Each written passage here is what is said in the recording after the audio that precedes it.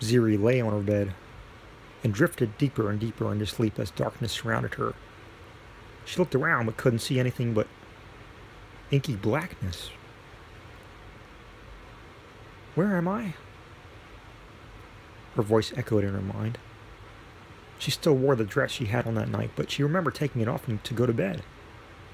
Oh, I must be dreaming, she concluded. But that doesn't answer my question. Where is this place? Then the feeling of falling overtook her, and she tried to scream, but her voice dried up in her throat. Light began to bleed into her vision, and she landed on her side, in the middle of a green field, overgrown with thick, colorful plant life, and running rampant with many different kinds of animals.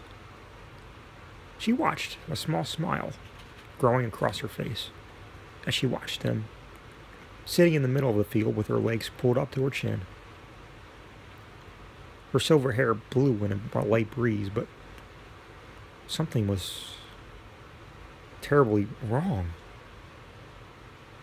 Ziri could sense it,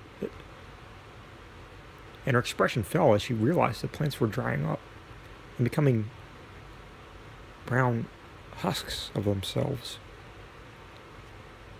Then she saw the animals, one by one, dying where they stood.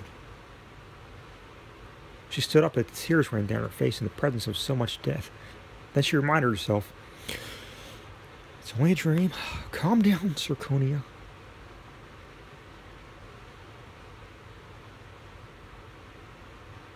But her own voice was drowned out by a noise so unholy, so soul-damning, that she could not help but to turn to see what creature had made that awful noise. But what she saw before her was beyond words. It was a colossus, a 20-foot tall mass of flesh and teeth with 4 arms and clawed hands.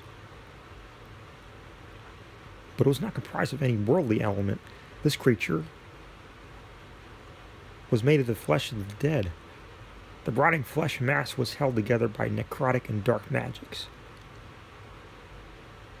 Worse still, the thing was feeding off of the dying animals, absorbing their souls. Then the thing noticed Ziri and smiled, if it were able to do so, its gaping maw opening to reveal row after row of razor-sharp teeth.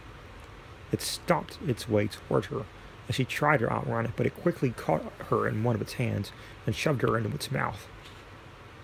Ziri woke up screaming bloody murder, and her chest heaved as she took in several rapid breaths. Her skin was covered in a cold sweat. Her eyes wide as saucers. What in 9 hells was that thing? She looked around, still frantic, to find herself in her own bed, in her own room.